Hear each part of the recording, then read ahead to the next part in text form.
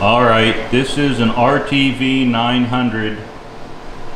It's a Kubota drive, and the problem we have is that we can't get it to go out of forward gear, and the lever is connected at the wrong spot.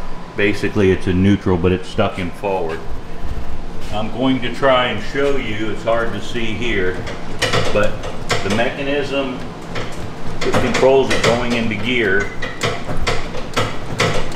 appears to be the center portion there. What I'm going to do is remove the cable in the upper portion, 4 bolts, 1, 2, 3, and one has a connector, holds a wire. There is going to come off, but the first thing I'm going to do is spray that down with WD-40 and take it off.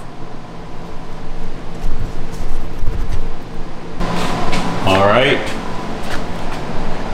let's see, it's focusing in. You'll see there's an 8mm wrench to remove that. I have nut drivers in my hand, and the one over there I'm going to remove, it's a 10mm. So I've wetted them both down with WD-40. I'm going to remove them both here. Well, I'm having spatial difficulties. And oh, one other thing, safety is always important. If you take a look at that rod, I have it driven, it's holding down at the floor, and that's just in case it decides to lose pressure for whatever reason when I have my big head underneath there.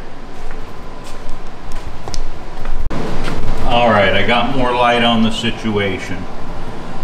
I disconnected this cable right here,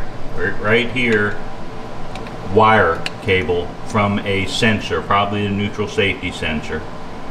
Okay, alright. I removed this lever, control cable, puts it in gear. I also removed the one on the side here that is connected to the entire assembly. And I'm sorry, I'm not very good at the camera here lately. But this whole thing is going to come out, and I'm going to remove these 4 screws. 1, 2, 3, 4. These are 12mm, and I'm not certain if I'll have to do anything with that one or not at the moment. But that should get me free and clear. Okay. Alright. There's a shot of inside the transmission. And there's another person out there that actually has shown what to do, but you have to make those 2 levers go together, and what happens is it pops out a gear. Let me show you the upper part of the assembly. It's directly over there. Give me a second to get there. Okay, and it wasn't too terribly hard to get off.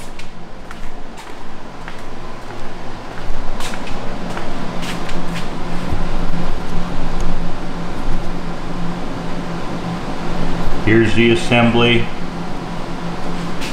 Here's the lever where the arm goes. This all moves smoothly. I'm going to clean it up and then get it all back put together, and I'm also going to pop those 2 units together. But go look, I think his name is Farm Wise, was the one who originally put this out. I just did this basically so you have better video of what you'll be looking at, because he was the original at it, and give him credit.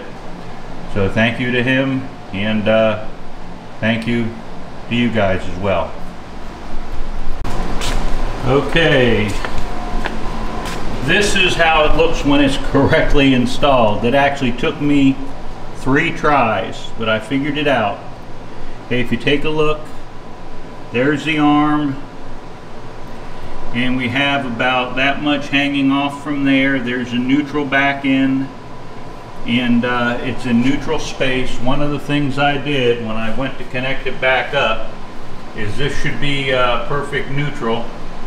Okay, see, I got it sitting right on the top and everything lined up correctly. Now I'm going to swing through the gears in just a moment to make sure it's all good. All right, I'm recording again. The Small Farm Guy or Small Farm Guys was actually the one who put out the original video, and I want to make sure I mention them because it did help me quite a bit. I had to worry. Okay, you see it moving? That's moving back and forth through neutral. That's the one lever in the center. And if I want to go into a gear, now this is where I hope it works. First of all is low. Went into low. Back to neutral. Now it goes to high.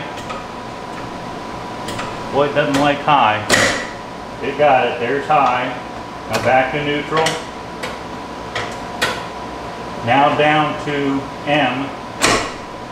Okay, it's in M. Now back up to neutral, and then reverse, and we're in reverse. Back to neutral. So there you go.